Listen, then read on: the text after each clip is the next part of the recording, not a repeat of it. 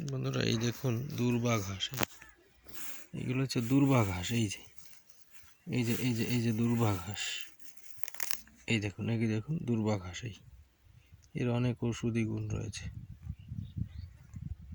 এগুলো খেলে গরুর দুধ বৃদ্ধি পায়। এর সঙ্গে মানুষের, বিশেষ করে মহিলাদের, অনেক রকমের সমস্যার সমাধান পাওয়া যায় এই দূর্বা ঘাসের সঙ্গে।